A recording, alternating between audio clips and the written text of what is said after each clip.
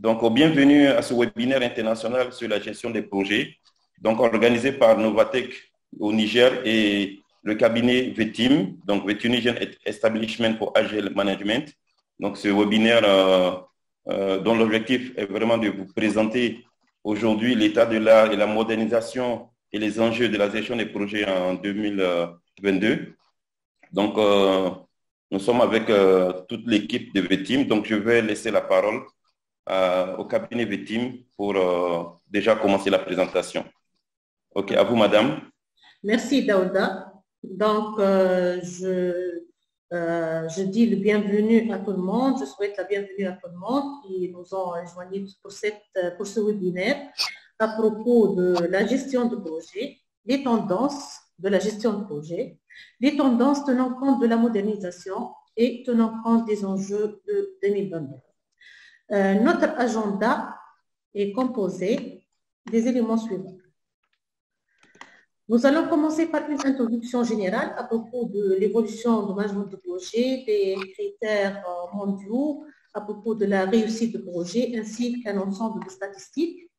Avant de passer à la présentation des concepts de base en ce qui concerne le management de projet, les phases, comment on mène un projet de A jusqu'à Z depuis l'initiation jusqu'à la clôture, les normes et méthodes applicables dans ce domaine, parce qu'il y a une panoplie de normes et de méthodes qui sont applicables et qui sont reconnues à l'échelle internationale. Avant de passer à la présentation des bonnes pratiques en management de projet selon le PMI qui est le Project Management Institute, c'est un organisme américain qui régit le management de projet ainsi que les certifications en management de projet. Nous allons parler de la certification PMP, Project Management Professionnel. Project Management Professionnel, c'est une certification de renommée à l'échelle mondiale qui garantit que celui qui est certifié, il bénéficie des compétences, des connaissances et il maîtrise les outils de management de projet avant de passer à la conclusion et des perspectives.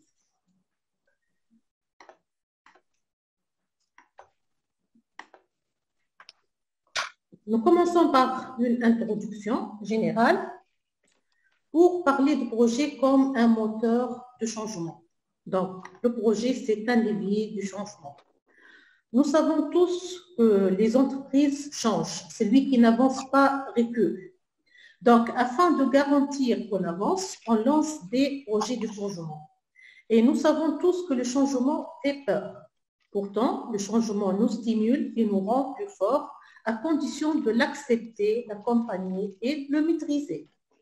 Dans le milieu professionnel, comme d'ailleurs dans le milieu privé, la personne, elle a peur du changement. Mais dans le milieu professionnel, principalement, le chef de projet, c'est l'homme de terrain. C'est celui qui va constituer la jambe principale de ce changement. Et afin que ce dernier puisse jouer le rôle d'un catalyseur du changement, il est primordial qu'il développe de nouvelles connaissances et compétences en management de projet. D'ailleurs, le 21e siècle a été marqué par un nouveau métier, le métier du chef de projet. C'est un métier à part, indépendamment de la spécialité technique du chef de projet, il peut mener n'importe quel projet dans n'importe quel domaine, qu'il soit de l'IT ou du domaine de génie civil ou de l'électrique. Il peut mener n'importe quel projet dans n'importe quel domaine. Donc, c'est désormais un métier à part entière. Donc, comme je l'ai déjà dit, donc les entreprises, celui qui n'avance pas recule. Et puisqu'on doit avancer, les entreprises en général établissent ce qu'on appelle des plans stratégiques.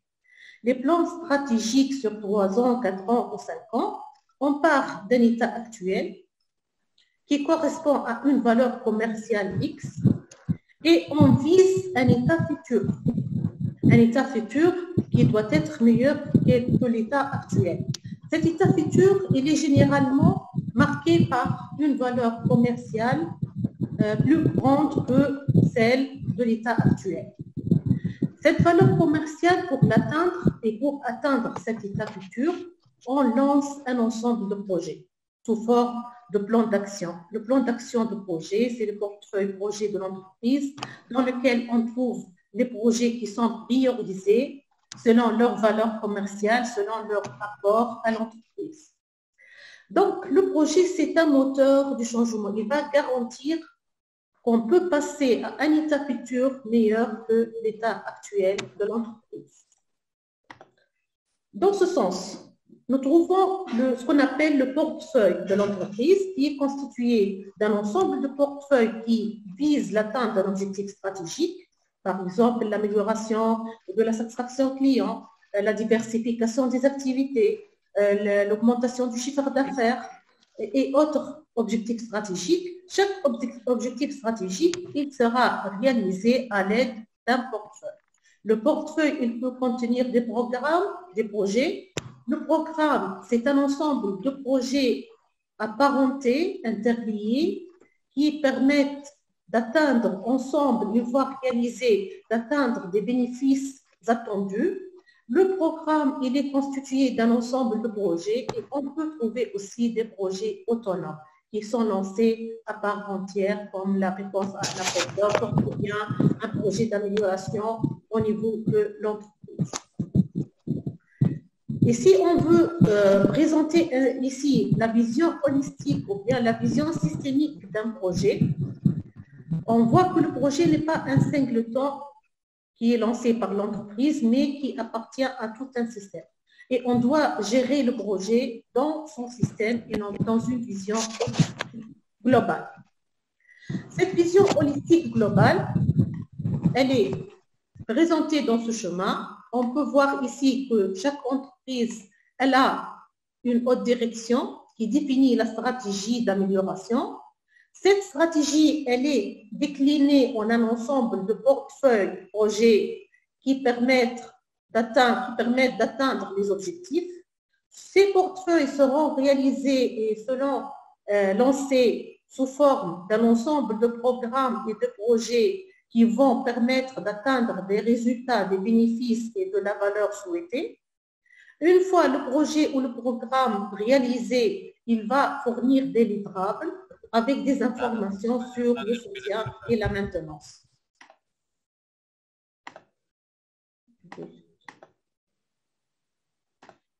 Ces livrables vont être transférés aux opérations afin qu'ils entrent dans un cycle de production, vente, d'exploitation et permettre ainsi d'atteindre les bénéfices et les objectifs visés. Tout en effectuant ces opérations, nous avons des informations sur les mises à jour. Les mises à jour nécessaires, les améliorations, les corrections, les adaptations. Ces informations vont passer au programme et projets concernés pour qu'ils soient pris en considération et lancés dans une vision d'amélioration continue. Les programmes et projets eux-mêmes, lorsqu'ils sont lancés, ils vont fournir des informations sur la performance et la progression.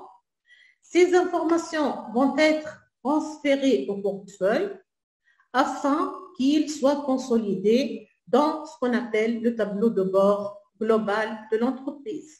Ce tableau de bord global sera transféré à la haute direction en l'aidant ainsi dans la prise de décision, dans les évaluations, dans une vision globale de bénéfices, des attentes, des objectifs et autres.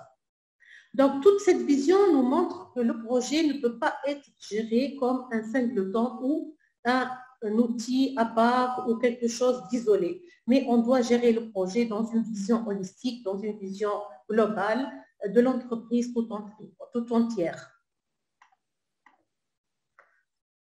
On va passer maintenant à la deuxième section. On va parler un peu des concepts de base, de quelques définitions pour décrire de quoi il s'agit. Nous commençons par la définition d'un projet. Un projet, c'est quoi? Par définition, c'est la définition donnée par le PMI. Le projet, c'est un effort temporaire exercé dans le but de créer un produit, un service ou un résultat unique. Dans cette définition, nous avons des mots-clés. je vais les souligner. Le projet, c'est quoi? C'est un effort. Effort, c'est quoi? Un ensemble de ressources aussi bien humaines que matérielles mises à disposition du chef de projet afin qu'il réalise les objectifs. Cet effort, il est temporaire, c'est-à-dire chaque projet, il a une date début et une date fin. Cet effort temporaire, il est exercé afin d'atteindre, voilà, de créer un produit, un service ou un résultat. Un produit comme un logiciel, une voiture, une maison ou quelque chose comme ça. Un service comme la capacité d'un centre d'appel, centre de service, la formation ou autre. Ou bien un résultat qui est ni un produit ni un service. Un résultat comme par exemple l'atteinte d'un objectif, l'amélioration de la satisfaction client, l'augmentation du chiffre d'affaires, la diversification des activités. Donc, c'est un résultat autre que produit et service. Le dernier mot-clé, c'est l'unicité. Chaque projet est unique. On peut avoir des projets qui se ressemblent, mais chaque projet est unique. Donc, l'unicité, c'est un facteur d'incertitude, c'est un facteur de risque et autres. Donc, c'est la définition donnée par le PMI à la notion de projet. Le projet, lorsqu'il sera réalisé, il y a des facteurs, des contraintes intrinsèques du projet. Ces contraintes intrinsèques, il consiste en ce qu'on appelle couramment dans la gestion du projet, la triple contrainte. La triple contrainte, il s'agit de réaliser le périmètre demandé par le client ou bien les parties prenantes dans les délais contractuels en respectant la contrainte de coût. Donc, si ce triangle est équilatéral et on a réalisé le périmètre dans le délai en respectant le coût, on a alors un projet de qualité. C'est ce qu'on appelle les contraintes de base, les contraintes essentielles de management de projet, mais ces contraintes seront influencées par d'autres contraintes, comme le risque, comme les ressources, la disponibilité de ressources, les compétences des ressources et autres. Donc, on a une vision plus large de ces contraintes, c'est la vue élargie des contraintes. On trouve ici la contrainte de périmètre, la contrainte de délai, de coût, mais il y a aussi la contrainte qualité. La qualité, elle couvre aussi bien la qualité du livrable ainsi que la qualité des processus. Donc, on a deux types de qualité, qualité livrable et qualité process. On veille à ces qualités, les critères, les normes, la réglementation, les niveaux de service et autres. On doit les prendre en considération. Ce qui peut impacter le contenu, ce qui peut impacter le délai et ce qui peut impacter le coût. De même, les ressources, aussi bien ressources humaines que ressources matérielles, peuvent impacter les contraintes de base. Les ressources peuvent être ressources humaines ou ressources matérielles, peuvent être internes à l'entreprise comme elles peuvent être externes. À cet instant, on va faire appel aux achats, à l'approvisionnement, on doit gérer les contrats, les termes de référence et autres. La contrainte suivante, c'est le risque. En management de projet, il vaut mieux être proactif plutôt que réactif. La proactivité consiste à prévoir les risques, les prévenir, les analyser, préparer un plan de réponse, lancer des actions afin de faire face aux risques. Donc, lorsqu'on a des actions pour faire face aux risques, ça va impacter de même les coûts, les délais, le contenu. Donc, on garde cette triple contrainte de côté et toutes les autres contraintes peuvent impacter ou être impactées par le contenu, les délais et le coût.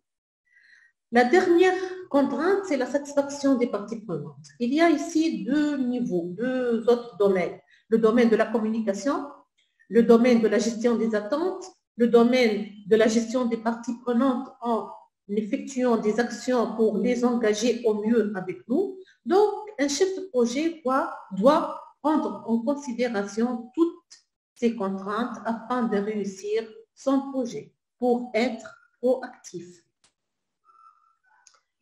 Je passe maintenant à quelques statistiques. Il y a un organisme qui s'appelle stand de Choucroub. Il est en bas de la fenêtre, stand de Choucroub. Le stand de Choucroub effectue des statistiques, il recueille des données, il les analyse et les présente sous forme de statistiques concernant le taux de réussite des projets dans le domaine de l'IT, par exemple. Toute méthodologie confondue, agile ou non agile. Ces statistiques montrent qu'il y a uniquement 14% de projets réussis. Il y a 67% de projets en difficulté et il y a 19% de projets qui ont échoué. Et parmi ces deux parties, les projets en difficulté et en échec, on trouve 70% des projets qui ont tendance à échouer.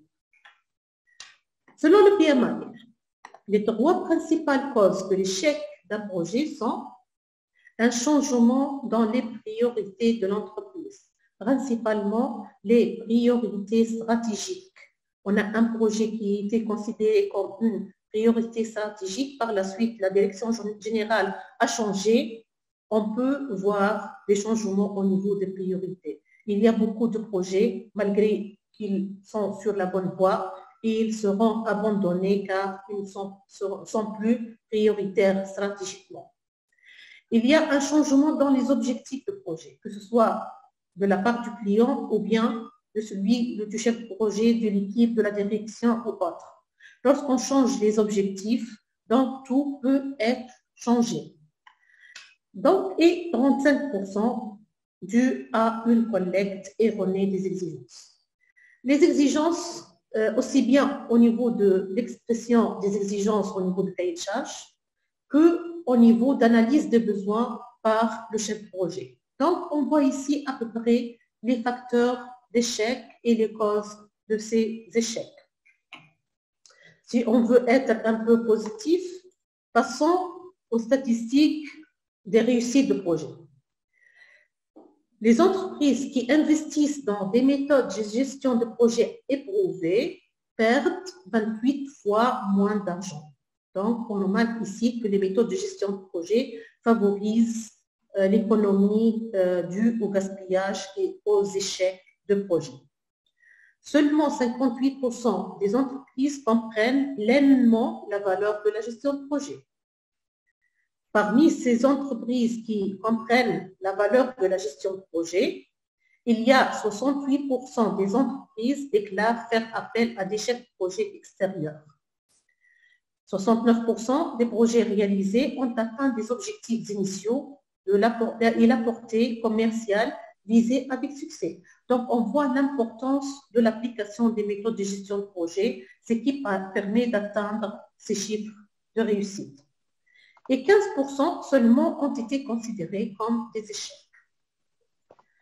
L'importance d'où on dégage ici l'importance du rôle du chef de projet et des méthodes de gestion de projet. C'est très important de mettre en place et d'appliquer des méthodes de gestion de projet et d'impliquer le nouveau rôle, le nouveau métier de chef de projet. Dans ce sens, comment on peut définir un bon chef de projet? Pour réussir en gestion de projet, il faut disposer d'un chef de projet avec des habilités sous forme de connaissances et de compétences. Les connaissances, ça s'apprend au cours des formations, des séminaires, des webinaires et autres. Et il y a les compétences qu'on peut acquérir avec notre expérience sur terrain. On gère des projets, on mène des projets, on peut acquérir ces compétences. Mais ce n'est pas suffisant.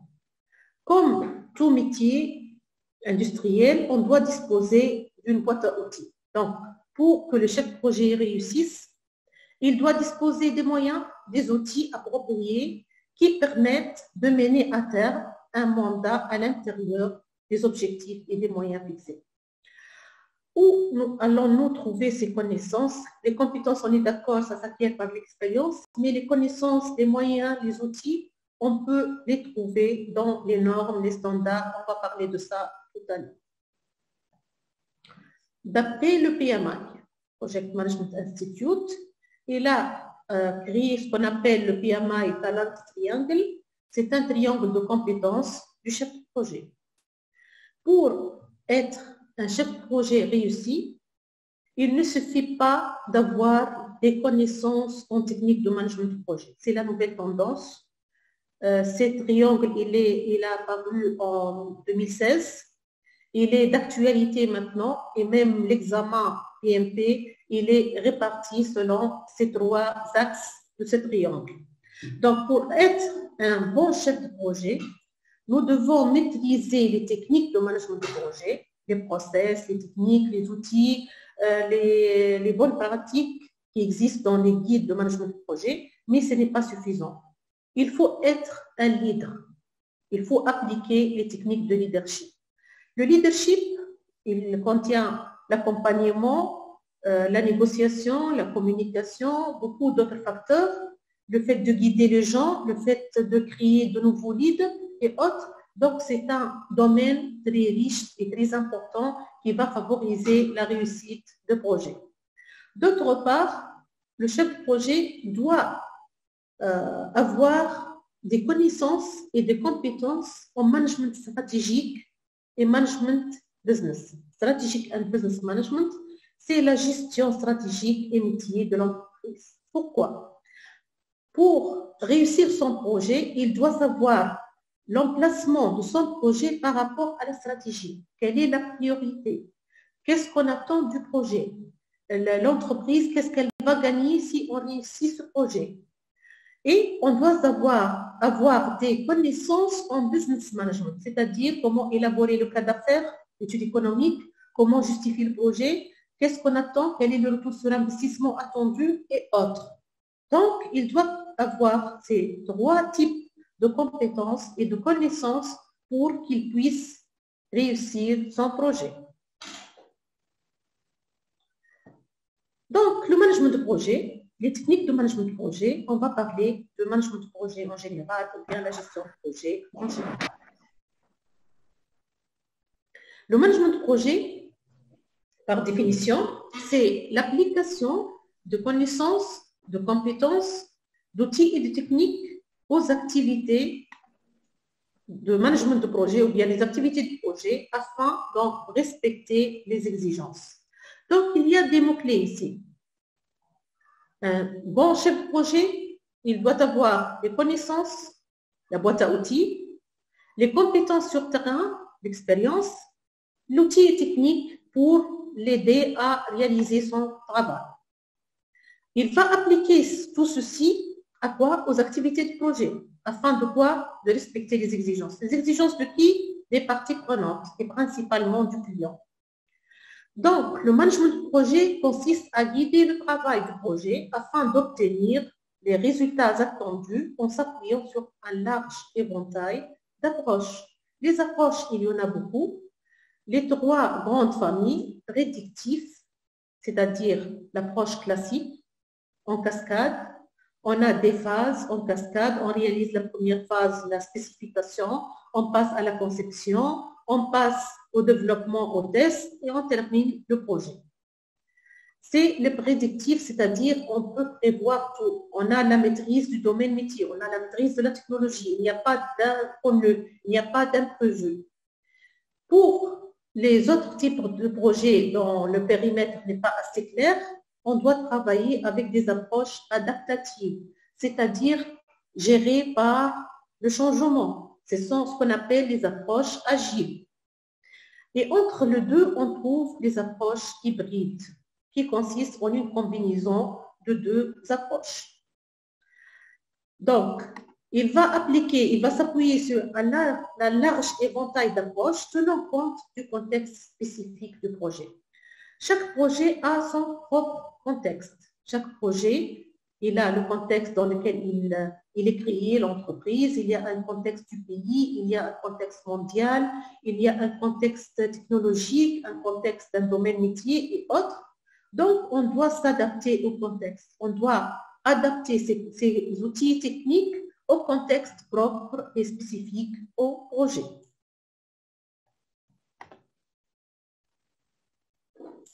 Puisque le projet, on a dit que chaque projet a son propre contexte, On a ici, comme je l'ai déjà dit, un projet peut être autonome, il peut appartenir à un programme, il peut appartenir à un portefeuille. Donc, tout ceci constitue le système de création de valeur pour l'entreprise. Chaque organisation a sa stratégie. La stratégie, elle est déclinée en un ensemble de portefeuilles, programmes ou autres. Tout ceci va constituer le système de création de valeur. On lance le projet pour avoir des livrables. Les livrables entrent dans un cadre de gestion et de production. On va passer les livrables à la production. Les programmes fournissent des bénéfices, les portefeuilles fournissent de la valeur. Donc, tout ceci va constituer le système de création de valeur.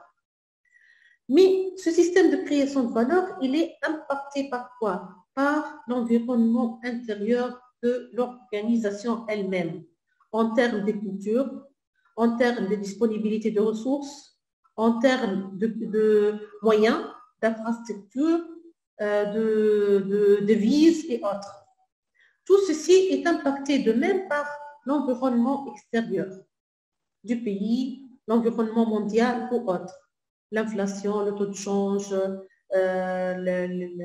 les méthodes de travail, la culture du pays ou autre. Donc, on a une influence externe, que ce soit de la part de l'entreprise ou bien du pays ou bien à l'échelle mondiale. Côté système de création de valeur, il va fournir des résultats pour les opérations. Les opérations, c'est les ventes, l'exploitation, la production et autres. Donc, ici, on voit que le projet, il appartient à un environnement plus large. Donc, on ne doit pas gérer le projet comme un élément indépendant, comme un élément à part entière, mais on doit tenir compte de tout ceci pour arriver à la réussite du projet.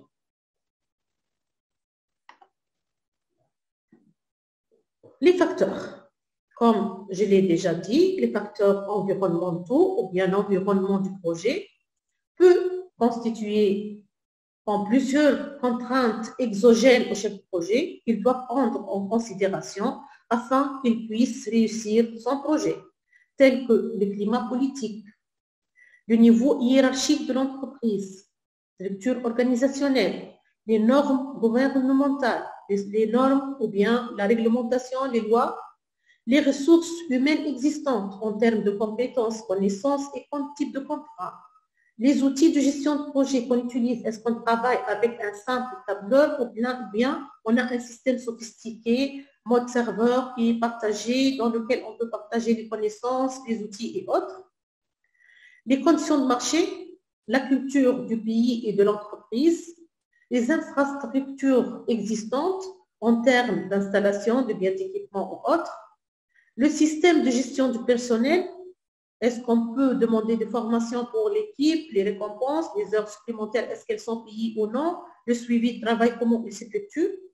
La répartition géographique de l'entreprise, est-ce qu'on a plusieurs succursales, plusieurs agences, et il y a des frais de transport, il y a des délais d'attente pour attendre que l'équipe se rejoigne pour effectuer une réunion ou autre. Il y a aussi la base de données commerciale sous forme de méthode d'estimation du coût, les bases de données des risques ou autres, et la tolérance au risque.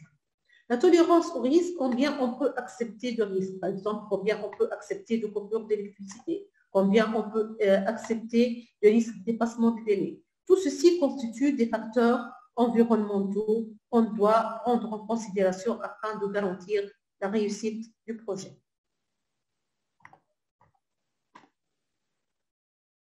De même, si nous travaillons dans une entreprise qui a une culture avancée de management de projet, on peut bénéficier de ce qu'on appelle actifs organisationnels. Les actifs organisationnels, ce sont des retours d'expérience et des bases de connaissances qui appartiennent à l'entreprise.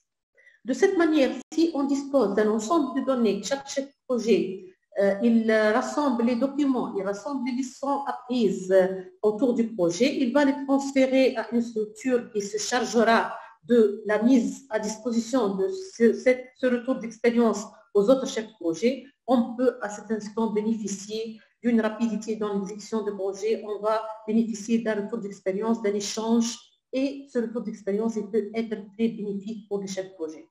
Il y a deux parties dans ces articles organisationnels.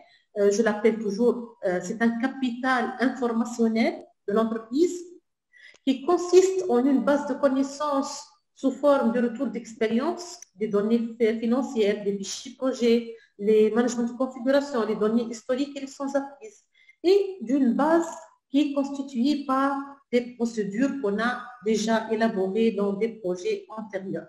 Comment on gère les ressources humaines, code déontologie, comment les modèles des documents, comment on gère les modifications et autres. Donc, ce sont des facteurs qui influencent énormément le projet et qui favorisent la réussite du projet.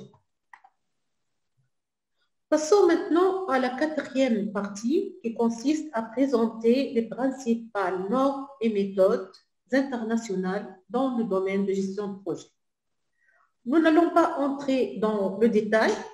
Il y a beaucoup de normes et de méthodes autour du management de projet. Il y a les PMA, il y a le PMBOK, ISO 10006 par exemple, ISO 21005. Il y a beaucoup de techniques, de normes et de méthodes de gestion de projet. La base, c'est le PDCA, la Code de Deming, Plan Do Check Act, mais il y en a beaucoup de ces méthodes de gestion de projet. Nous allons mettre le focus sur le PMBOK. Le PMBOK, c'est Project Management Body of Knowledge. C'est un corpus de connaissances en management de projet qui a été créé par le PMI. La première version est sortie en 1996. Donc, c'est un guide de management de projet. Il a défini le métier du chef de projet. Il aide le chef de projet pour faire son travail. Et la certification PMP, elle est basée sur ce guide. Nous allons mettre le focus sur le PMI, sur ce guide, sur le PMBOK, sur les bonnes pratiques au management de projet du PMI. Le PMI, Project Management Institute, c'est une organisation mondiale, américaine précisément, qui a pour mission de faire progresser l'art de management de projet sous forme d'un ensemble de pratiques classiques largement appliquées dans le monde.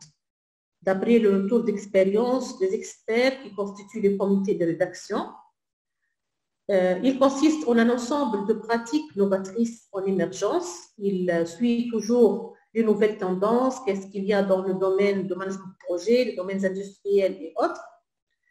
Le PMI régit plusieurs certifications qui sont reconnues à l'échelle mondiale, dont principalement la certification PMP. Les certifications proposées par le PMI apportent un soutien au métier de project ou programme manager et à ses pratiquants et facilitent un développement professionnel continu. Dans le monde, il y a plus de 1 300 000 certificats actifs. C'est peu côté mondial, mais quand même, c'est la certification la plus reconnue, la plus demandée dans le monde. Donc, la certification PMP, il y a plus d'1 300 000. Le PMI a développé un guide de bonne pratique qui est le PMBOK. Le PMBOK, la première version, a vu le jour en 1996 et chaque 4 ans en moyenne, à part la version 4 qui est sortie après 5 ans, on a une nouvelle version du PMBOK. La dernière version qui est la version 7, qui est actuellement utilisée, elle est sortie en 2021, fin 2021. C'est la dernière version du guide PMBOK. En quoi consiste le PMBOK? C'est un ensemble de bonnes pratiques. La version 7, elle est basée sur des principes. Je vais parler de ça par la suite. Donc, quelles sont les valeurs du code d'éthique du PMI? Le guide PMBOK, il est régi par le code d'éthique et de la conduite professionnelle du PMI. Dans ce code d'éthique, il y a 4 valeurs. Pour être un bon chef de projet, le PMI exige que le chef de projet suive ces 4 valeurs. Soit responsable, soit respectueux, soit équitable et soit honnête. Ce sont les principes même d'un code éthique personnel ou familial ou autre. Donc, mais juste ici, ils ont ajouté la première en 2021. Sois responsable. Vis-à-vis de quoi? Vis-à-vis de ton équipe, vis-à-vis de ton entreprise, vis-à-vis de la nature, de la durabilité, Donc, on parle ici de responsabilité sociétale des entreprises et on parle ici de de responsabilité sociétale du chef de projet vis-à-vis de son équipe. Ils doivent être motivés, ils doivent être à l'aise, on doit reconnaître leur travail, leur réussite. On est responsable vis-à-vis du respect de l'environnement. On n'achète pas de matières premières qui impactent l'environnement. Les équipements, on doit faire attention aux équipements qu'on utilise et autres. Ces 4 valeurs du code d'éthique ont été déclinées sous forme de 12 principes. Les 12 principes, ils donnent l'orientation générale du comportement du chef de projet pour qu'il réussisse son travail et pour qu'il soit un bon chef de projet.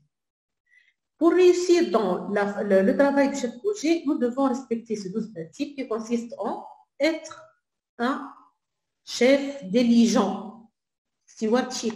C'est comme le steward dans l'avion. Donc, on doit être diligent, on doit faire attention à notre équipe, c'est la responsabilité sociétale qu'on doit faire. On doit prendre soin de notre équipe, on doit prendre soin des outils qu'on utilise, on doit éliminer les gaspillages, respecter la nature, respecter le code d'éthique. Donc, ici, c'est le premier principe de stewardship. Deuxième principe, c'est de travailler pour avoir une équipe collaborative.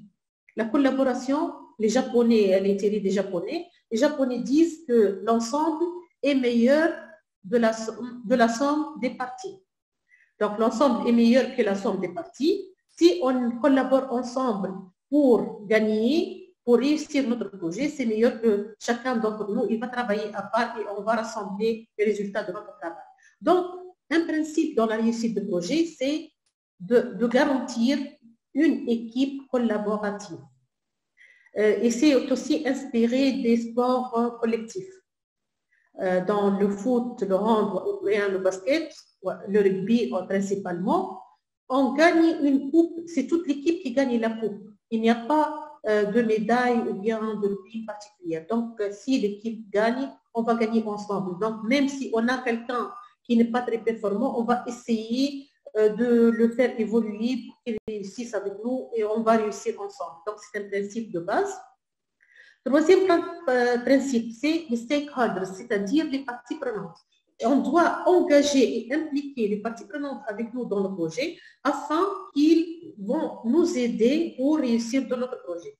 Donc, l'implication des parties prenantes, c'est un pilier essentiel dans la réussite du projet. Donc, ils vont essayer, on va les impliquer dès le départ, surtout les parties prenantes principales. On va hiérarchiser les parties prenantes, on va les classifier, les prioriser. Et les principales parties prenantes, ou bien les parties prenantes clés, on va essayer de les impliquer avec nous dans un principe de co-création. On va créer le produit ensemble, on va travailler ensemble de telle sorte qu'on réussisse ensemble. C'est mieux que travailler à part et par la suite, on va avoir des parties prenantes qui ne sont pas sensibilisées et n'ont pas une connaissance de projet. Donc, il y aura de la résistance au changement. Quatrième principe, value. C'est être orienté valeur. Comment on va produire de la valeur? Il ne suffit pas de produire un produit livrable qui a été accepté, on a un PV de réception signé et par la suite, le produit ne peut pas être utilisé, n'est pas économique, il n'est pas performant, il n'a pas produit de la valeur. Donc, ceci n'est pas considéré comme une réussite du projet. Donc, le projet, pour qu'il réussisse, il ne suffit pas de produire un livrable, mais plutôt de produire de la valeur. On a un client qui a de la valeur, qui a perçu de la valeur suite à ce livrable ou bien suite à ce projet. Cinquième principe, c'est holistic thinking, c'est-à-dire la pensée systémique. On doit voir le projet dans un tout, dans son environnement, dans son système, dans l'entreprise, dans tout un système. Donc, holistic thinking, c'est la pensée systémique ou bien la vision systémique du projet, pour prendre en considération les liens avec les autres projets dans le programme, les liens avec la stratégie, les liens avec l'environnement, les liens avec les ressources humaines, les facteurs ou bien les indicateurs d'évolution du pays et autres. Pour réussir le projet aussi, nous devons appliquer les principes de leadership. Le leadership, c'est un domaine à part et beaucoup de questions, même dans la certification PMP, sont basées sur le leadership. On doit être un bon leader, quelqu'un qui va accompagner son équipe et principalement, il y a ici le leader serviteur, c'est-à-dire le leader qui sert son équipe et non pas le contraire. Donc, le leader serviteur, on va accompagner notre équipe, on va les aider à éliminer les obstacles, on va les aider pour la réussite. S'il y a quelque chose qui les perturbe, je m'en charge et tout. Donc, c'est le leadership. Le principe suivant, le 7e principe, c'est le tailoring. Le tailoring, c'est l'adaptation. La réussite de ce projet, elle peut être mesurée par sa capacité d'adapter les processus, d'adapter les outils, d'adapter le contexte, d'adapter le projet tout entier selon le contexte dans lequel il est mené. Donc, l'adaptation, c'est le fait d'avoir un produit qui colle aux besoins et non pas, c'est meilleur que de suivre un cahier de charge et de produire tout ce qui existe dans le cahier de charge, même s'il y a quelque chose d'obsolète, quelque chose qui n'est pas nécessaire ou autre. Donc, on va adapter le projet, adapter le besoin, adapter tout, afin de garantir la satisfaction de tout le monde et de réussir le projet. Ceci est applicable à l'aide de l'agilité. On va parler de l'agilité par la suite. La qualité. Tout en effectuant le travail, nous devons garantir le niveau de qualité du projet, niveau de qualité du produit.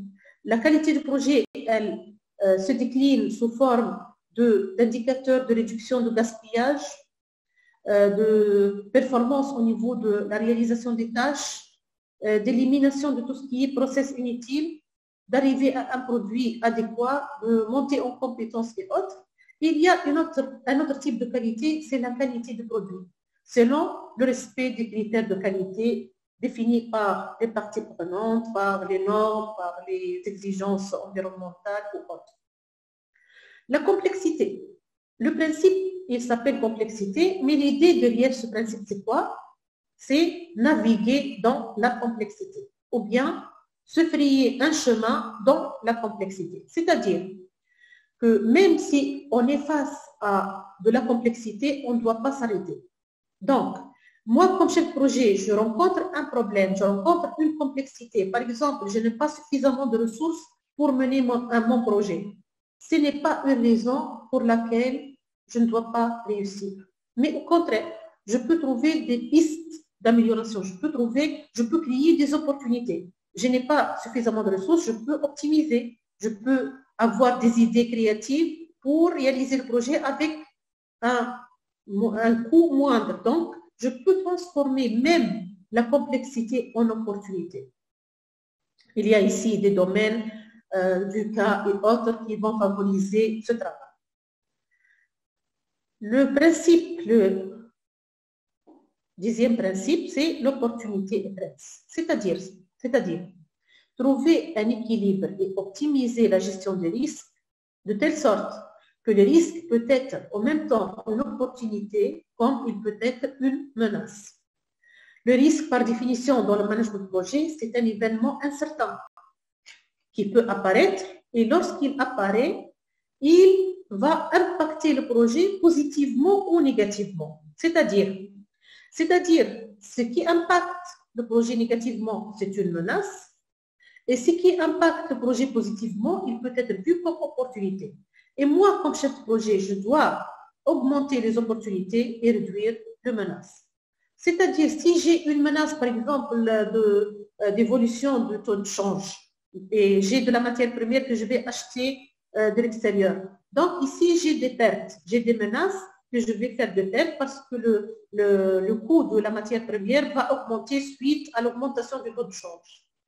En tant que chef de projet réussi, je dois chercher des opportunités pour couvrir ces pertes. Par exemple, si j'achète d'un fournisseur, j'effectue un achat groupé de plusieurs produits et de plusieurs articles, je peux bénéficier d'une réduction de 10% par exemple sur le prix d'achat, ce qui peut couvrir les pertes dues à l'augmentation du taux de change. C'est l'idée derrière ce principe. Donc moi, en tant que chef de projet, je ne dois pas me focaliser uniquement sur les menaces, mais aussi je dois chercher des opportunités qui peuvent couvrir les menaces. L'adaptabilité et la résilience, c'est comment faire face aux imprévus, comme par exemple le Covid-19. Il y a beaucoup de sociétés, beaucoup de projets qui ont gagné énormément suite à cette pandémie. parce qu'ils ont su comment transformer les imprévus et les menaces en opportunités. Donc, ils se sont adaptés. Par exemple, des sociétés qui ont changé même d'activité. Ils vendaient de vêtements pour la sécurité de l'emploi et ils ont transformé cette activité en des bavettes à vendre à cause du Covid. Donc, on doit faire face à la résilience. On doit être flexible. On doit faire des changements, s'adapter et non pas se focaliser sur être rigide et se focaliser sur notre process et suivre à la lettre. Change management, c'est la gestion de changement.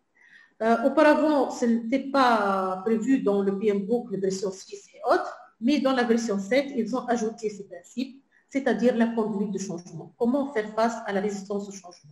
Donc, il y a un principe, on doit planifier des actions d'accompagnement du changement afin que notre produit sera accepté par la suite et sera utilisé par les parties prenantes.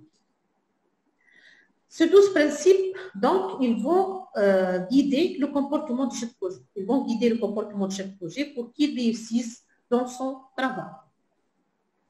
Et pour qu'il effectue son travail de façon professionnelle, il doit gérer 8 domaines de performance. Les 8 domaines de performance, c'est les outils techniques. C'est comment on va faire le travail. On parlait dans les 12 principes de comportement. Maintenant, on va voir la boîte à outils. Comment on va réussir? Donc, on va déployer des efforts pour gérer, engager les parties prenantes. On va mener des efforts comme chef de projet afin d'avoir une équipe hautement performante qui va faire de façon optimisée son travail. On va choisir le cycle de vie adéquat du projet. Est-ce qu'on va travailler avec l'agilité ou bien prédictif? On a des activités de planification. On doit planifier de façon efficace le travail et être proactif, prévoir tout. Donc, ici, on va gérer le planning. On va gérer le travail du projet de façon professionnelle. On va communiquer, on va procéder aux approvisionnements, on va faire monter les compétences d'équipe, on va suivre le travail, gérer les changements et autres. Et on doit garantir la livraison du produit de qualité qui va fournir de la valeur en veillant sur le contrôle de qualité, le suivi et autres, en les exigences. On va impliquer ici un business analyst pour nous aider dans notre travail. Les mesures, on doit effectuer des mesures de suivi tout au long de notre projet avec des indicateurs de performance. On a des rapports sur la performance afin d'avoir la possibilité de dégager des tableaux de bord, des KPI, des indicateurs qui vont nous aider et vont aider le chef de projet principalement à prendre des actions correctives, préventives ou autres. D'autre part, on doit gérer l'incertitude. L'incertitude, c'est l'origine de l'incertitude, c'est la volatilité, l'ambiguïté et autres. Donc, on gère l'incertitude afin de garantir la réussite du projet. Je vais vous donner ici une vue sur chaque domaine de performance, l'idée globale, l'idée générale à propos de ces domaines de performance.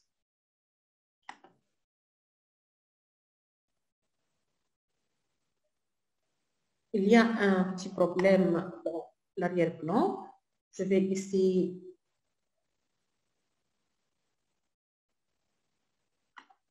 d'arrêter le partage et de revenir. Il y a le travail collaboratif avec Zoom. Je vais partager l'écran. C'est bon, en principe, c'est réglé.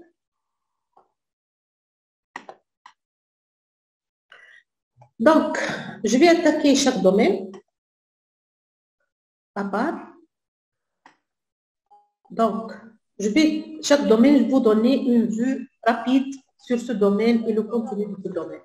Par exemple, pour les stakeholders, pour les parties prenantes, on doit essayer de trouver ou bien d'identifier toutes les parties prenantes du projet, que ce soit des parties prenantes directes ou indirectes, afin de prévoir des actions d'engagement de ces parties prenantes. Par exemple, lors de notre travail au démarrage du projet, on va essayer de déterminer pour notre projet quelles sont les parties prenantes directes, comme l'équipe de management, le chef de projet, les autres membres de l'équipe, le commanditaire ou bien le sponsor du projet. Donc, le sponsor du projet, c'est quelqu'un, c'est une partie prenante essentielle dans notre projet parce qu'il va apporter son soutien. On a les gens qui vont s'occuper des opérations et auxquelles je vais transférer mon produit livrable. Il y a les responsables fonctionnels ou bien les responsables de direction qui vont me fournir des ressources. Il y a les vendeurs, les fournisseurs, les partenaires commerciaux, les clients, le bureau de management du projet, les directeurs de programme, portefeuille et autres parties prenantes. Donc, je dois essayer de dégager et d'identifier le maximum de parties prenantes qui peuvent avoir un impact sur le projet, une influence ou bien un intérêt. De cette façon, je prévois des actions d'engagement pour les engager avec moi dans le projet pour garantir la réussite du projet. Pour le deuxième domaine, il s'agit de l'équipe hautement performante. Comment on va garantir qu'on aura une équipe hautement performante? C'est à travers une communication ouverte. La communication ouverte avec toutes les parties, avec l'équipe, Open Space, ils vont travailler dans un quartier général, ils vont se partager les idées, se partager les performances, les compétences et tout. Donc, ça va favoriser une équipe hautement performante. D'autre part, si l'équipe, elle partage une même compréhension du projet, si on a la vision, elle est affichée, la vision, elle est communiquée, on sait qu'est-ce qu'on attend du projet. Donc, ça va nous engager afin de réussir. La responsabilité, je l'ai déjà dit, comme dans les sports collectifs, nous allons tous réussir ensemble. Nous allons tous avoir une coupe. Donc, la coupe, elle sera partagée. La réussite, elle sera partagée. Donc, si on se partage la réussite, on va garantir la réussite du projet. La confiance. Chaque membre, ou bien on va avoir ici la confiance mutuelle entre les membres de l'équipe. Donc, ils savent si quelqu'un va prendre une tâche à réaliser, donc il va réussir. On se donne confiance ensemble et ça va favoriser l'équipe hautement performante. La collaboration, le travail collaboratif, le partage de documents, le partage de code, le partage d'outils. Donc, ça va permettre le partage d'un bureau, le partage d'une zone dans laquelle on va faire nos réunions. Donc, la collaboration, elle est très importante pour la réussite du projet. L'adaptabilité et la résilience afin de faire face aux événements incertains et imprévus. L'autonomisation. Si on autonomise chaque membre de l'équipe, on n'a pas besoin de le contrôler parce qu'on a des objectifs, on va donner des objectifs à atteindre, on va mesurer sa performance selon l'atteinte de ces objectifs, donc ça va garantir la réussite du projet. Et la reconnaissance. La reconnaissance, on reconnaît les performances réalisées, les connaissances des membres de l'équipe, leur participation à la réussite globale du projet. Donc, ce sont des facteurs qui vont favoriser une équipe hautement performante. Bien sûr, dans la formation PMP, on entre dans le détail, on voit les outils qui peuvent permettre d'atteindre ces objectifs. Il y a beaucoup de travail donc, dans ce sens.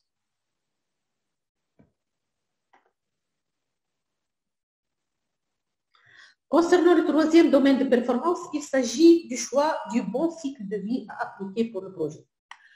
Un bon cycle de vie, pourquoi? Parce qu'il n'y a pas un cycle de vie miracle ou bien un cycle de vie magique qui va réussir le projet.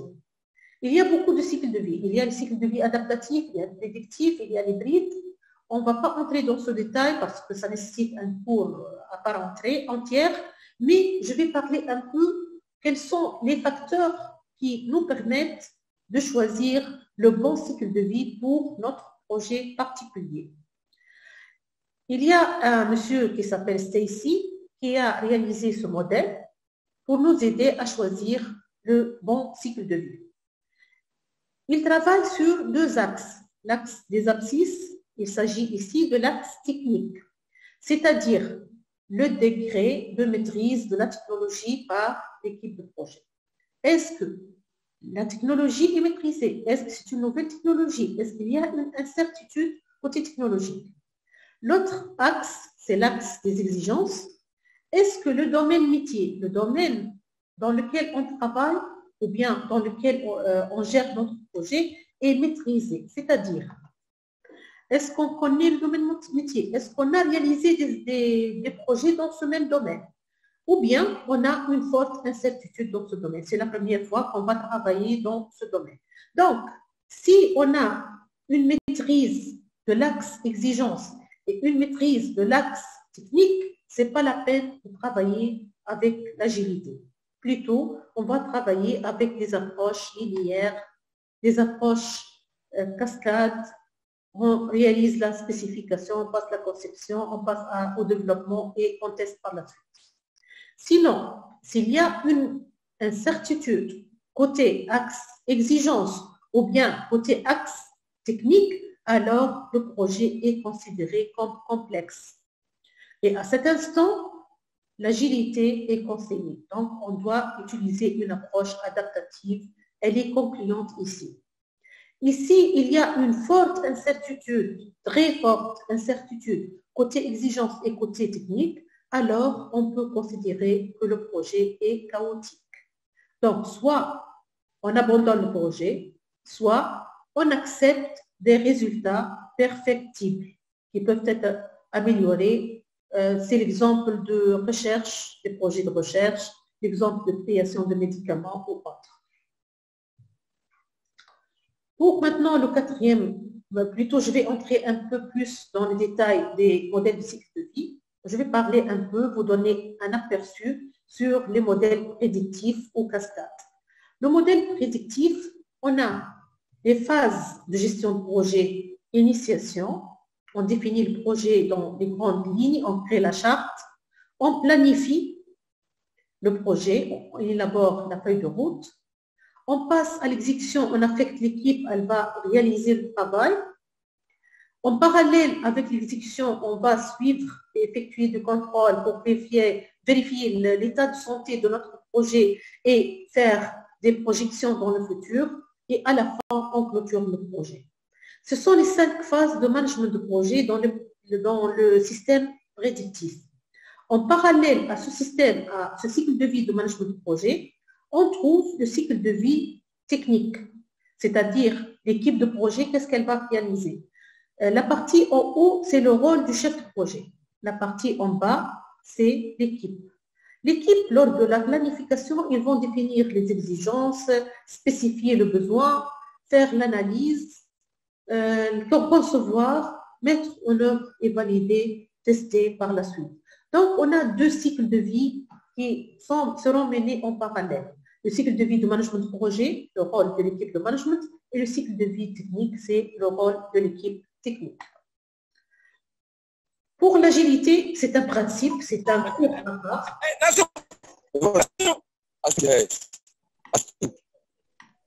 Juste, il y a du son. Pour l'agilité, un exemple qui est le plus utilisé dans le monde, c'est le Scrum. Le Scrum, en quoi il consiste? Et quand est-ce qu'on utilise l'agilité? Je rappelle le schéma de tout à l'heure de Stacy. On utilise l'agilité s'il y a une incertitude. L'incertitude peut concerner les exigences ou bien la technologie. Principalement, si les exigences ne sont pas connues, je veux réaliser quelque chose et je ne sais pas exactement de quoi il s'agit. Je veux construire un immeuble et je ne sais pas, est-ce qu'il sera dédié à l'usage bureautique ou bien à l'usage habitation. Est-ce qu'il sera de haut standing ou moyen standing? Je ne sais pas encore. Donc, je peux lancer le projet même si les exigences ne sont pas très claires. Par exemple, j'ai besoin d'un ERP pour l'entreprise. Un ERP, c'est un logiciel de gestion générale de l'entreprise. Si j'ai besoin de cet ERP, je ne sais pas exactement le besoin. Je ne sais pas exactement de quoi il s'agit, quel module je vais développer. J'ai un budget qui est fixe. J'ai un délai, je veux avoir cet ERP dans 6 mois, mais côté fonctionnel, je ne suis pas sûre du besoin exact. Donc, il y a un client qui a un besoin un peu global. Il sait globalement le budget à réserver, il sait globalement le délai, il sait les grandes lignes ou bien les grands composants, mais côté détail, à quel détail il peut arriver, il ne sait pas. Il va désigner un product owner, c'est quelqu'un qui représente le client, qui sait très bien le besoin métier, qui va aider l'équipe, il va prioriser le besoin selon la valeur métier. Ça ne sert à rien de déployer de l'argent, du temps pour réaliser quelque chose qui n'est pas prioritaire, qui ne va pas apporter de la valeur. Donc, il va prioriser selon la valeur à apporter. J'ai besoin d'un module qui va optimiser le travail de l'équipe, qui va me faire gagner 40 jours, par exemple. Donc, c'est un produit qui est très prioritaire. Donc, il sera placé en tête de liste. L'équipe, selon sa disponibilité, on a une équipe dédiée qui va travailler pendant un délai fixe, ce qu'on appelle le time box. On fixe le délai, maximum 4 semaines. Les 4 semaines, on va travailler sur les fonctionnalités les plus prioritaires. On va prendre une partie qui est la partie la plus prioritaire. On va travailler sur cette partie pendant 4 semaines pour livrer un produit exploitable. C'est un incrément qui peut être exploité par le client. Donc, à la place d'attendre 6 mois jusqu'à ce que je finisse le produit, à savoir est-ce qu'il correspond aux besoins ou non, je travaille sur des incréments partiels et chaque incrément, il est exploitable par le client. Il va lui apporter de la valeur. Je livre cet incrément. Il va l'exploiter le temps que je travaille sur un autre incrément. Chaque jour, l'équipe va faire un daily meeting, une réunion journalière de 15 minutes. Qu'est-ce qu'on a fait hier? Qu'est-ce qu'on va faire aujourd'hui? Quelles sont les pistes d'amélioration? Quels sont les problèmes qu'on a rencontrés? Les problèmes qu'on a rencontrés, c'est le Scrum Master qui est le leader serviteur qui s'en charge des problèmes que l'équipe n'a pas su résoudre pour les résoudre à leur place. Et il va faciliter les réunions. On peut faire des raffinements tout au long de ce sprint. Une fois on a préparé l'incrément, il passe à une réunion de démo. On va faire une démonstration aux clients, aux parties prenantes. S'ils acceptent ce produit, il sera ajouté au produit déjà en exploitation et on va retourner pour faire un autre sprint. Avant de retourner pour lancer un autre sprint, on effectue une réunion de rétrospective. C'est-à-dire, la rétrospective, c'est le retour d'expérience. Qu'est-ce qui a bien marché? Qu'est-ce qui n'a pas bien marché? Quelles sont les propositions d'amélioration pour les sprints suivants? On dégage ici des actions qu'on va ajouter dans le sprint, dans le product backlog. Ils seront priorisés de même et ils vont entrer dans le sprint suivant. C'est le principe global, mais comme je l'ai déjà dit, ce domaine, il y a une formation de 2 ou 3 jours pour maîtriser le concept de Scrum. Juste une idée générale, c'est l'agilité. On adapte ce backlog, il sera repriorisé à chaque fois. Le product owner peut apporter de nouveaux besoins, peut supprimer des besoins qui sont devenus obsolètes. L'équipe, ils ajustent leur rythme et leur travail au fur et à mesure, donc pour garantir que le produit final satisfait les besoins du client et on garantit la valeur pour le client et pour le fournisseur. Lorsque j'ai libre, je serai payé sur ce que j'ai livré et le client, il va l'exploiter, donc il aura de la valeur. C'est le principe général de Scrum et de l'agilité. Donc, côté planification, le 4e domaine de penser la planification, ça diffère est-ce qu'on est dans une méthode agile ou bien prédictive waterfall. Dans le prédictif, le périmètre, il est fixe parce qu'il existe dans un cahier de charge, dans un contrat. Selon ce périmètre qui a été fixé, on estime les délais et on estime les coûts. Et en général, on a des dépassements des délais et des dépassements des coûts. D'après les statistiques du Sandwich Group, 90% des projets dépassent les délais et 60% des projets dépassent les coûts. Parce qu'on a un scope fixe qui n'était pas clair au démarrage, qui va être clarifié au fur et à mesure qu'on avance, donc on peut dépasser les délais et les coûts. Par contre, les méthodes agiles permettent d'avoir des projets dans lesquels il n'y a pas de dépassement des délais et de dépassement des coûts. Comment? Le principe est simple, l'astuce c'est quoi? C'est fixer le temps. On a un sprint de 4 semaines, on ne doit pas dépasser les 4 semaines. On a un coût qui se traduit par des ressources mises à la disposition du projet. Selon ces ressources plein temps sur le projet et dans ce délai, on va choisir le périmètre que l'on peut réaliser. Et de cette façon, on va prioriser même ce périmètre de telle sorte qu'on va fournir ce qui a de la valeur avant les autres. À la fin du sprint, on va fournir un incrément qui est exploitable dans les délais et sans dépasser les coûts. C'est le principe global de la planification. Donc, ça diffère si on a une approche waterfall, c'est-à-dire prédictive, ou bien une approche agile. Cinquième domaine de performance, c'est comment effectuer le travail de projet. Le travail de projet peut être effectué selon les 5 phases de management de projet. On lance le projet dans l'initiation, le démarrage. On élabore la charte, on identifie les parties prenantes, on planifie tout le travail, ou bien une partie du travail. On lance l'exécution, on planifie une autre partie, on lance l'exécution.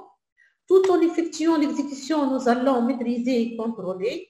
Et lors de la maîtrise, on peut ajuster le plan, on peut lancer des demandes de changement. Et à la fin, lorsqu'on a terminé l'exécution, on contrôle les livrables et on clôture le projet. Il y a des cas particuliers, lorsqu'on contrôle, on peut revenir à l'initiation pour modifier la charte. Sixième domaine, c'est la livraison. Comment garantir qu'on va livrer le bon produit et comment on va garantir que nous allons livrer de la valeur. Donc, les projets soutiennent l'exécution de la stratégie et l'avancement des objectifs commerciaux. La livraison du produit se concentre sur la satisfaction des exigences. On doit livrer un produit qui satisfait les exigences. Les exigences de quoi? Du périmètre, de qualité, afin de produire des livrables attendus qui conduiront au résultat. Donc, on parle ici résultat et non pas output, non pas livrable, mais résultat. Le mot qui a changé dans la version 7 par rapport aux autres versions, on parlait auparavant output, c'est-à-dire livrable. Maintenant, on parle résultat ou bien outcome ou bien impact. Même l'impact sur l'environnement, il est testé, il est visé dans la gestion de projet. Septième domaine de performance, c'est les mesures. Tout au long du projet, on doit suivre l'avancement. Les risques qu'on a identifiés, leur avancement, l'impact, l'évaluation, quelles sont les réponses, qui en est responsable, l'avancement dans la mise en œuvre des actions de risque, combien on a réalisé de tâches, quelle est notre performance, l'avancement dans les tâches et autres. Donc, il y a beaucoup d'indicateurs qui seront définis lors de la planification et avec lesquels nous allons suivre l'avancement du projet. Bien sûr, c'est un domaine très vaste dans lequel on trouve beaucoup de méthodes telles que Earned Value Management, le management par la valeur acquise, comment faire l'état du projet, les écarts, comment faire des prévisions, comment faire des tendances. Donc, c'est un domaine très vaste. Huitième domaine, c'est l'incertitude. Huitième et dernier domaine de performance, on doit gérer le projet en se basant sur l'incertitude. Puisque chaque projet est unique, donc il y a un certain degré d'incertitude. Cette incertitude comporte des menaces et des opportunités. Donc, pour être un chef de projet réussi et pour réussir dans nos activités, nous devons transformer les menaces en opportunités. L'incertitude, elle couvre 4 domaines. La volatilité, l'incertitude, la complexité et l'ambiguïté, ce qu'on rassemble dans le terme FUCA. Si on a une volatilité, c'est-à-dire le client n'est pas très précis, il change de besoin, il change d'avis, donc on peut transformer cette volatilité en une vision. On va parler avec lui, faire des séances de travail, on définit la vision pour que la vision soit claire, afin que la cible soit claire et que l'on peut l'atteindre. Concernant l'incertitude, s'il y a une incertitude, nous devons travailler pour la transformer en connaissance. On doit essayer de maîtriser le domaine. Pourquoi il y a d'incertitude? Quelles sont les zones ou bien les facteurs d'incertitude pour comprendre au mieux notre projet et garantir la réussite? La complexité, s'il y a une complexité, nous pouvons par exemple procéder par une décomposition, décomposer pour régner, décomposer le produit global en des modules, les modules en fonctionnalité afin de clarifier les liens, de clarifier le périmètre et de pouvoir le maîtriser.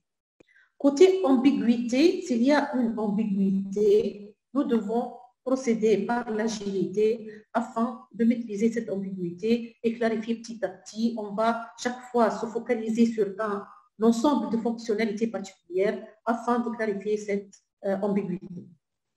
Ainsi, nous avons terminé avec le 8 domaine de performance. Bien sûr, il y a beaucoup de détails derrière. On va parler maintenant de la certification.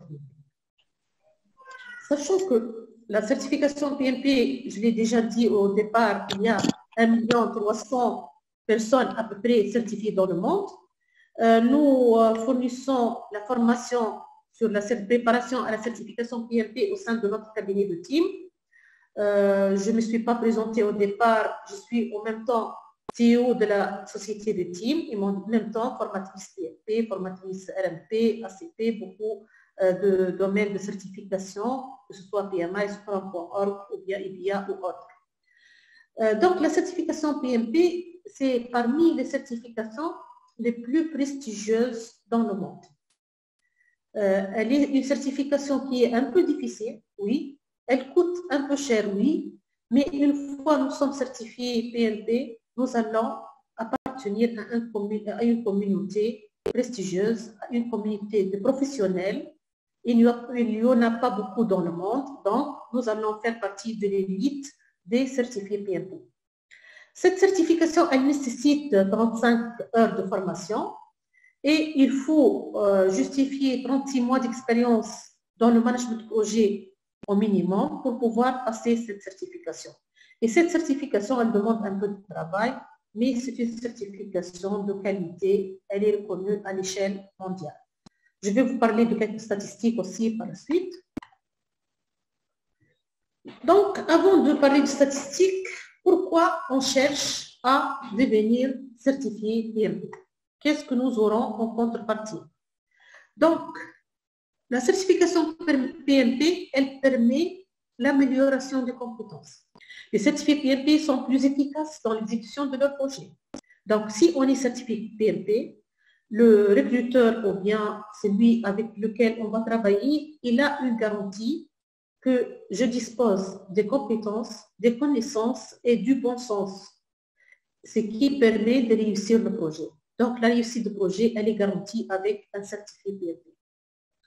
La veille, le PM Book, qui est le guide du PMI, est continuellement mis à jour et aligné aux nouvelles tendances grâce à son unité de veille et à la communauté des chefs de projet à l'échelle mondiale.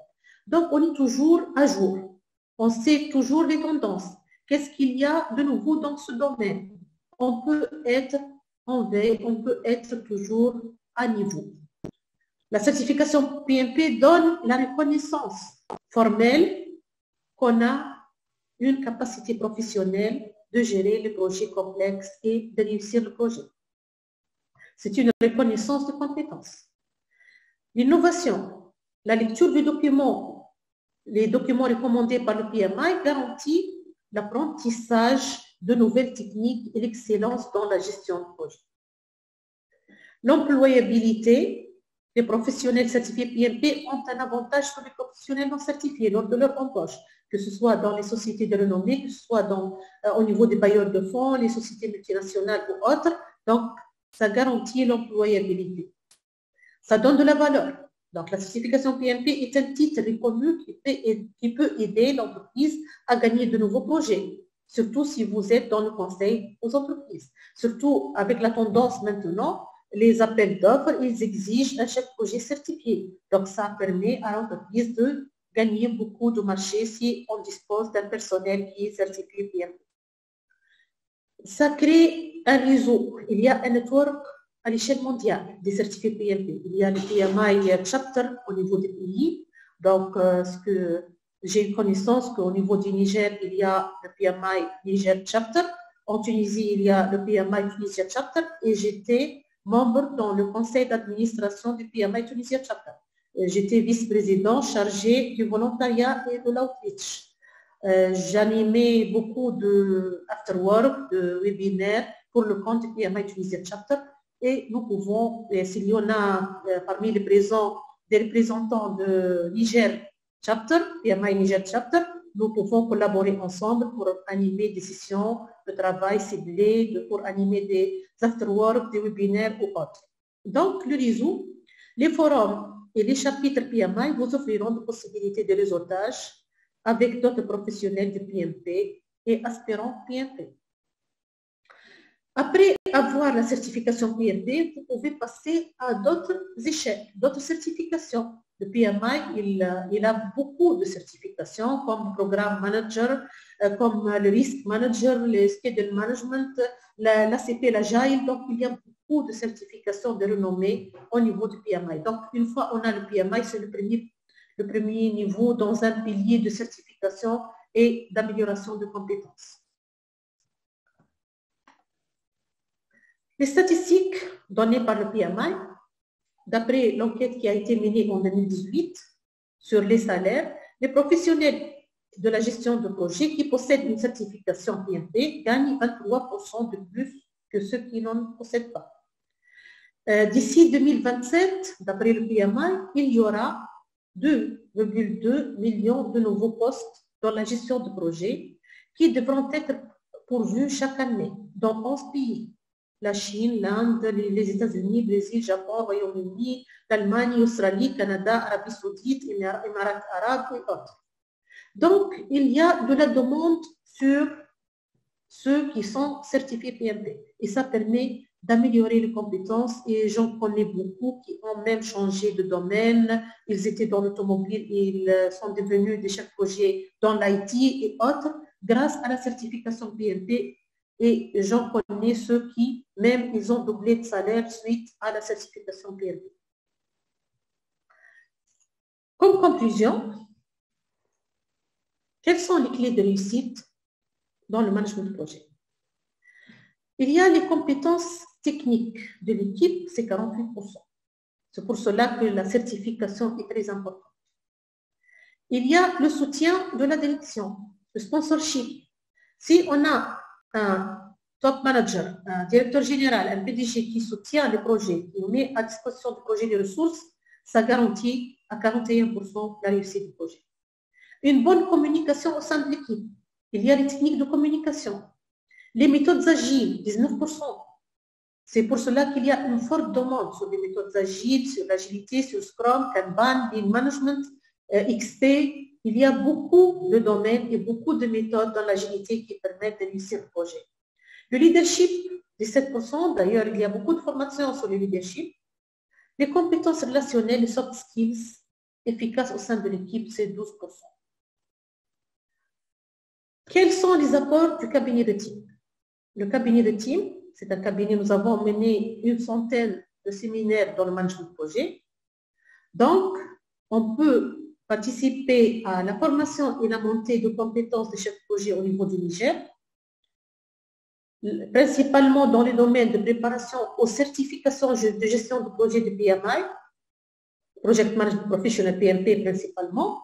On a d'autres formations sur l'ACP, l'Agile Certified Professional, le RMP, le Risk Management Professional et autres. Le GMP, autres certifications du PMI. Nous offrons aussi la formation et la préparation aux certifications agiles de Scrum.org, PSM, PSPO, niveau 1, niveau 2. On a des formateurs qualifiés qui permettent d'accompagner et de coacher les équipes. Nous fournissons aussi les formations sur les systèmes d'information. Je n'ai pas parlé du système d'information de management de projet, mais parmi les facteurs de réussite, c'est disposer des outils. Parmi les outils, il y a une différence énorme entre utiliser un tableur ou bien utiliser des outils sophistiqués de gestion de projet. Et nous offrons des formations dans ce domaine, que ce soit la formation ou bien l'accompagnement pour la mise en place de solutions telles que Microsoft Project Server, Oracle Primavera, Jira ou autres. De même, nous offrons l'accompagnement aux entreprises pour la mise en place du bureau de projet, ce qu'on appelle PMO, Project Management Office, et la conduite de projets en difficulté pour favoriser la réussite du projet ou bien le démarrage de nouveaux projets difficiles. Ainsi que d'autres prestations secondaires que je n'ai pas mis dans ce diapo. Je vous remercie donc pour votre attention.